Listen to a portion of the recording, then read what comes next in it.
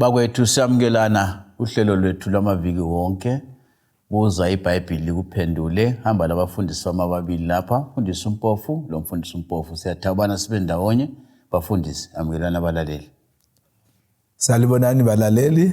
Siyalamukela kuhlelo lwethu lwaliviki okhuluma ngumfundisi uMpofu CK. Salibonani balaleli. Siyalamukela kuhlelo lwethu lwaliviki lapho sifunda iBhayibhili sindawonye. Mfundisi uOB Mpofu. Siyabonga bafundisi. Balaleli singakangeni kusifundo salamhlanje abaningi kahle becela ukuthi kanti umbuzo ungaphi esizathola khona amaBhayibhili. Hayi lamhlanje la umbuzo. Ungahlutha usizwe isifundo esiphela uhlubhale thumele impendulo yakho. iBhayibhili lingaba ngelakho. Thumela impendulo yakho ku 0718 44196 ku WhatsApp. Impendulo yakho ithumele khonapho 0718 44196. Kayibuye ngeWhatsApp impendulo yakho kuzanceda ubona sibale kalula. Well abangathumela ama text messages nxa kuthi kuyehlula iWhatsApp 0786204000 0786204000. Abaphumeleleyo kuzamenyezela emsakazweni kusifundo esilandelayo. Nanku umbuzo lilalele kakuhle. Qamba imhloliso yabaprofeti kumbe imhloliso ukuhlola abaprofeti beqiniso emine usubhala lamavesi ahambelana lemhloliso leyo ngu4. Ithi nguphinde ngesilungu nginika ama tests of a true prophet. Bhale 1 2 3 4 amane bese ubhala lendinyana zakhona kuzahamba kahle.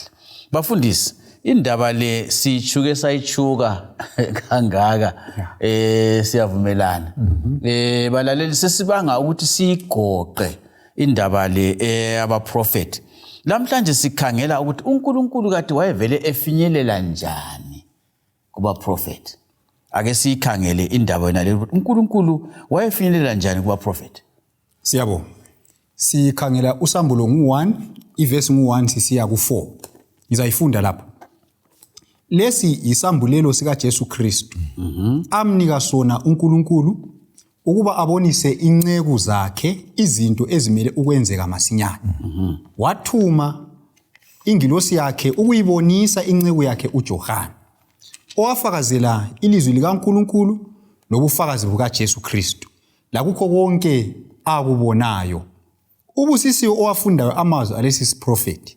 Babusisiwe lalabo abawenzayo bagcine okulotshiweyo kuso ngoba isikhathi seduze. Mina Johane ngithi kuwo amabandla ayisikhombisa ase-Asia. Kakube kini umusa lokuthula okuvela kuye. Okhona lowayekhona loza kuba khona. Lakubo moya abayisikhombisa abaphambi kwesihlalo sakhe sobukhosi. Amen. Lapha ke sifunda indaba eqhathekile. Sifunda indlela kaNkulunkulu evamileyo ayisebenzisa ukukhulumisana labantu. Ngesilungu bathi is God's normal way of communication. Ukuthi uNkulunkulu ukhuluma njani labantu nxa efuna ukukhuluma labo. So lapha sifunda ukuthi umthombo wodaba kumbe owesambulo esivezwa ebantwini nguNkulunkulu uBaba. iBhayibhili lithi yona isambulo ngesika Jesu Kristu. Wasithatha kubani? Kubaba. Kumbe kuNkulunkulu uBaba. So umthombo wodaba uNkulunkulu uBaba. uNkulunkulu uBaba uyalunika uJesu Kristu. uJesu Kristu uyalunika ingilosi.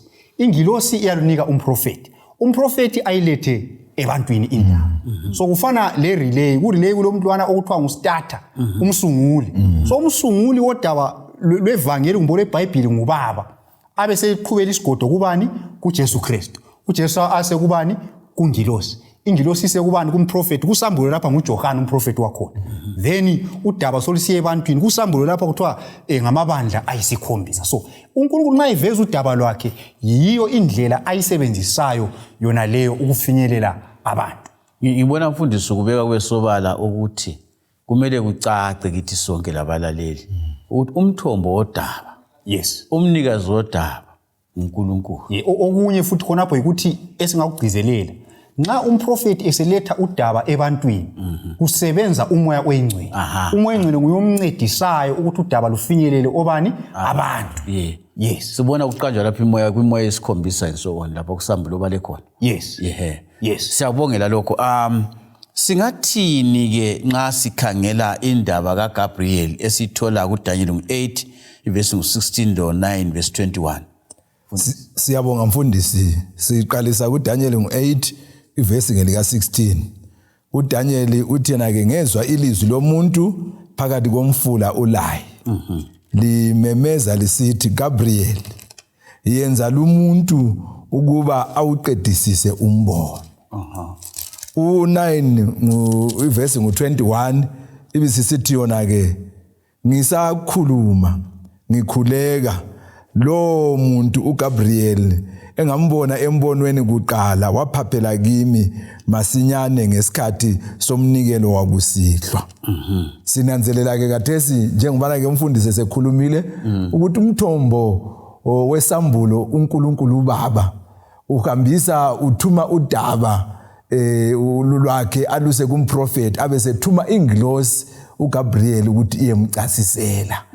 So ke sinanzelela ukuthi nxa esemchasisela ke uGabriel umoya oyingcwele laye uyancedisa ukuthi azwisise umbono ovela kuNkulunkulu ongumnikazi wembono.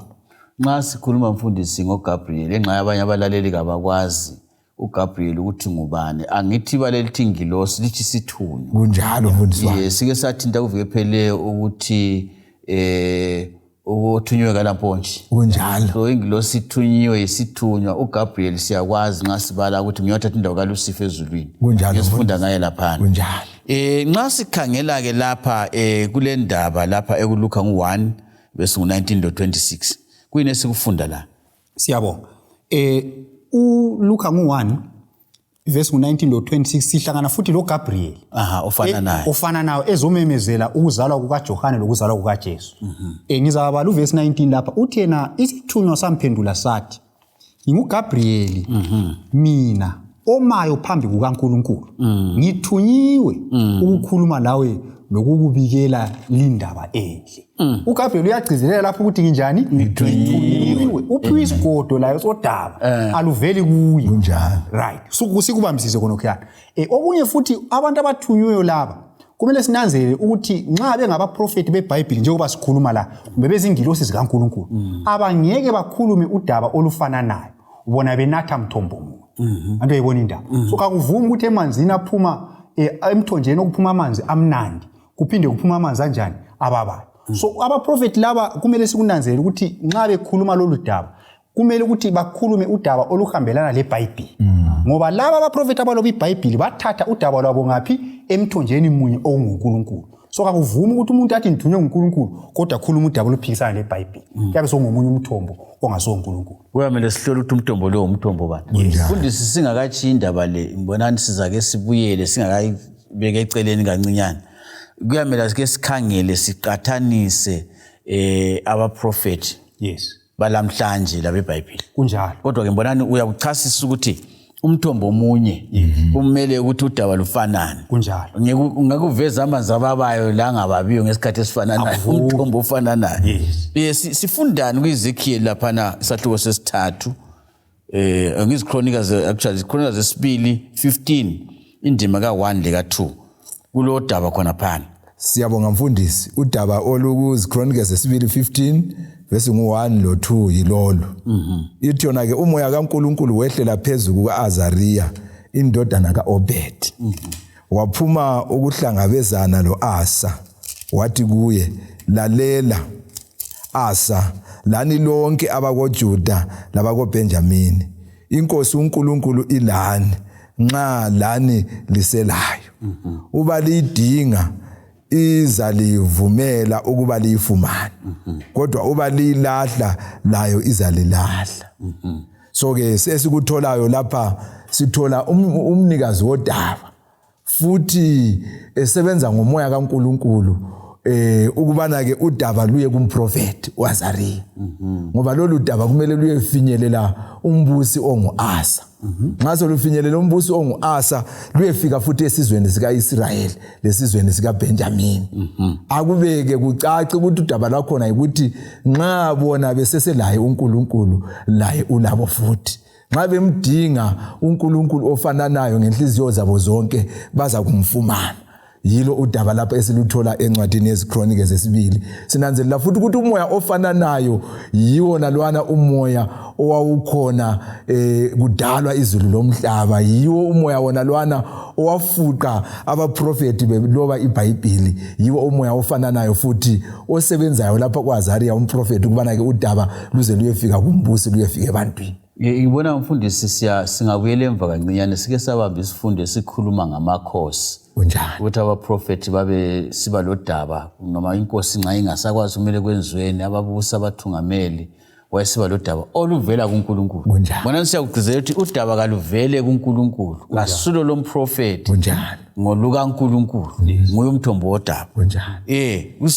uEzekiel lapha uyasitshela enye indaba lapha mfundisi Mpofu. Uthini uEzekiel chapter 3 yeah, verse 12, 14 no 24. Siyabonga. Lokho kugcizelelwa futhi indaba efanayo uNkulunkulu ukhulumisana njani labantu bakhe.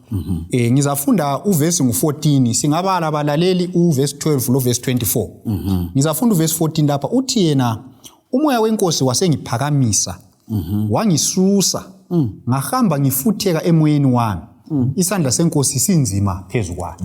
Lapha sibona ukufika kukamoya oyingcwele kumprofeti esemvezela indaba zezulu. Yikho kutsho iBhayibheli lapha njalo kumele sikunanze ukuthi nxa umprofeti esithi umoya oyingcwele wangithatha kukhulunywa ukuthi umoya oyingcwele wamfaka esigabeni sokuthi abone umbono othile. Kuyabe kungathi ukuthi umoya oyingcwele wamthola ehlezi lapha wabumhudula ngomzimba wamusa endaweni ethile. Kuyabe kusithi ukuthi umoya oyingcwele wamthatha wamfaka endaweni ethile ngokomoya kumbe ngokumvezela umbono engathi kuleyo ndawo kodwa yena engekho. Yikho kuvezwa lapha. Njalo siyabona futhi ukuthi umprofeti as a prophet kumele ehlelwe ngumoya oyingcwele ngendlela ekhethekileyo. Khonapho futhi sifunda okunye. Singabala kumsebenzi ngo5 verse ngo32. iBhayibheli lithi singofakazi balezi zinto. Lo moya oyingcwele uNkulunkulu amnika labo abamlalelayo. So lapha sesibona futhi silokho sigcizelela indaba yokuhlola. Umoya oyingcwele uphiwa abamlalelayo.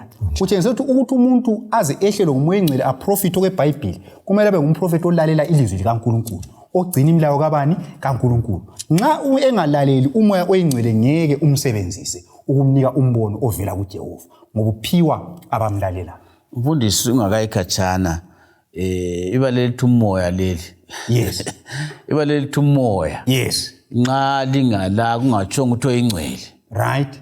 Kungani kulabo moya abanengi. Kunjalo. Kunjalo. So endabeni yemimoya la nxa sike sakuthinta futhi siqalisa izifundo siqhathanisa abaprofeti beqiniso labamanga. Kule mithombo emibili lapha. Umoya oyingcwele iBhayibheli imbiza ukuthi ngumoya oyingcwele. Kodwa ungafunda kuJohana oqala ngo4 kuthiwa kule mimoya eminingi. Imimoya eminingi layo le ilokwenelisa ukwehlela abantu ibasebenzise labo okwayo. So yikho kuqhathe ukuthi senze njani sihlole. Nxa sikhuluma ukuthi umprofeti uyehlelwa ngumoya la kuqhathe ukuthi sihlole ukuthi ngumoya oyingcwele yini kumbe imimoya le eminingi evela esitheni sikaNkulunkulu. Lokuthi mfundisi ungakayikhatshana angithi siyakwazi ukuthi laba amadlozi bayehlelwa ngumoya. Kunjalo. Kodwa yiwuphi umoya yiwo lesikhuluma ngawo ayisiwo. Yes. Yikho sikhulumile khona phana ukuthi kufanele ukuthi abe ngumuntu olalela uNkulunkulu. Abe ngumuntu olobudlelwano lobani loNkulunkulu, abe ngumuntu ophendukileyo ohamba loNkulunkulu. So kumele ukuthi siqaphele ukuthi singathi thina umuntu engathi ngilomoya othile ngiyehlelwe ngumoya othile kumbe simbonise senze izinto ezingajayelekanga. Sithi umoya kaNkulunkulu hayi uyahlolwa ukuze singanjani singalahleki ngokulandela imimoya enjani engayisiyo kaNkulunkulu. Hlolani nomoya.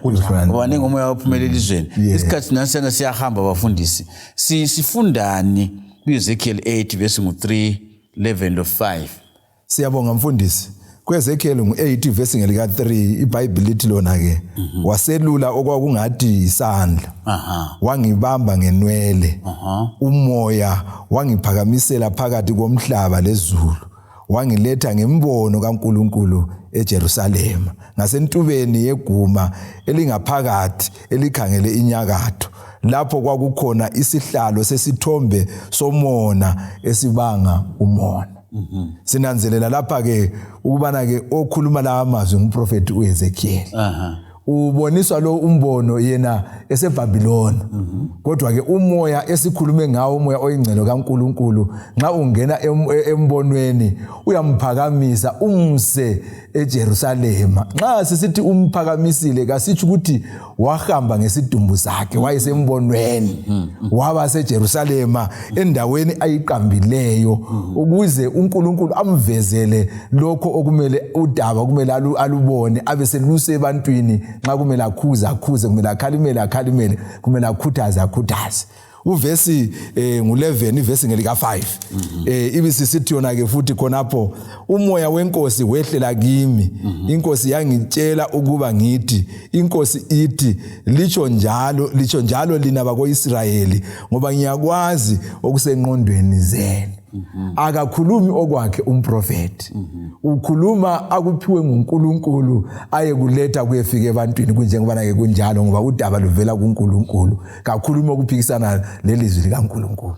Ngifuna mfundisi ukuthi abalaleli lathi sonke sihambe kanye kuthini uchasisa ukuthi umprofeti kwakungadingi ukuthi afike kuleyo ndawo sidumbu sakhe kunjalo kodwa ke wayengafika ngombono atshengisa izinto ezikuleyo ndawo kodwa engekho khona lapho ukutshengisa ukuthi uNkulunkulu nguye umnikazi wedaba nguye futhi ofuna ukuthi akuveze kuye umprofeti lasebantwini. So kumele siqede indaba yethu sithini kuDaniel lapha mfundisi. Siyabonga singakhangela uDaniel chapter 10 ivesi ngu8 siya ku19 bathi sizakhangela ngamafitshane uverse 15 lo sisiya kuma ku17 ithi yona esekhulumile kimi lawo mazwi ngakhangelisa ubuso bami phansi ngaba yisimungulu kwathi omunye ofana lomuntu wathinta umlomo wami ngavula umlomo wami ngakhuluma ngathi Nkosi yami ngenxa yombono ngifikelwe yibuhlungu kangiselawo amandla mina ke inceku yenkosi yami ngingakhuluma ngithini enkosini yami ngoba kangiselawo amandla sengisehluleka lokuphefumula. So lapha sifunda okunye singakusebenzisa ukuhlola umprofeti nxa efikelwa ngumbono kumbe esehlelwa ngumoya ingcwele. uDaniel lapha wafikelwa ngumoya ingcwele kumbe wavakatshelwa ingilosi kaNkulunkulu njalo yabimnika umbono. So lapha sifunda uthi yena uDaniel owakuqala ngaba yisimungulu. uDaniel uthi ngangingasayenelisi ukwenze njani ukukhuluma. Then ingilosi yasiyenze njani yambamba umlomo wasesenelisa ukwenze njani ukukhuluma. Abe sithi yena ekukhulumeni kwakuthi ngizakhuluma njani lawo inkosi yami ngoba angisela amandla njalo angisanjani angisaphefumuli. So okunye futhi abaprofeti ababa yikho khona nxa bengena embonweni ukuthi abaphefumuli njalo bayaphelelwa yini amandla njalo bayaphelelwa ukukhuluma baze babanjwe umlomo yisithunywa sikaNkulunkulu. So ngokunye singakusebenza khona ukubona ukuthi umprofeti uyafinyelelwa yini kumbe uyehlelwe ngumoya ingcwele kodwa asikusebenzisi kodwa ngoba labanye abeminye imimoya izinto lezi sebengazenza.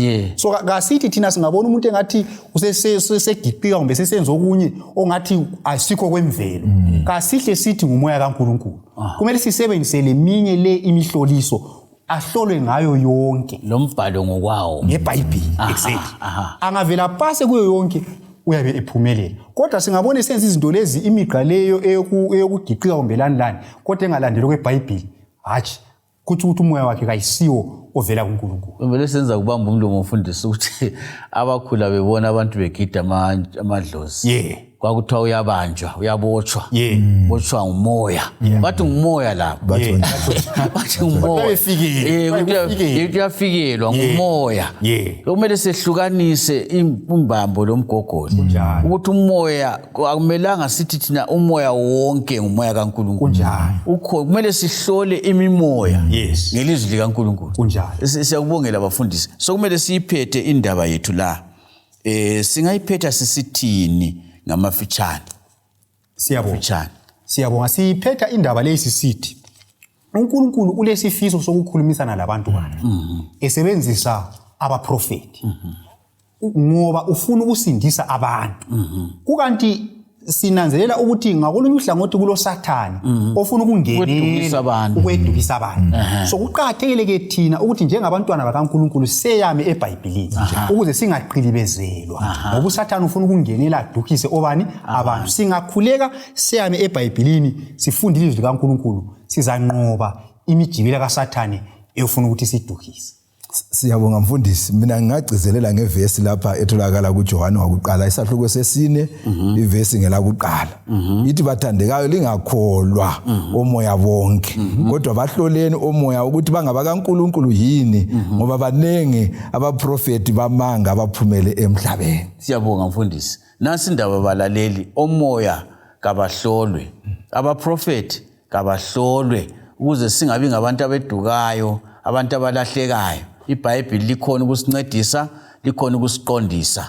Ngithemba lokubana sizadibana njalo njengoba ngitshilo inombolo zocingo 0718 444 196, 0718 444 196, 078 620 4000, 078 620 4000. Kasidibane njalo ngeviki elizayo. Inkosi ibe lani, impendulo zenu kazize ukuze uthole iBhayibhili lakho. Siyabonga. Inkosi ayibelani njalo.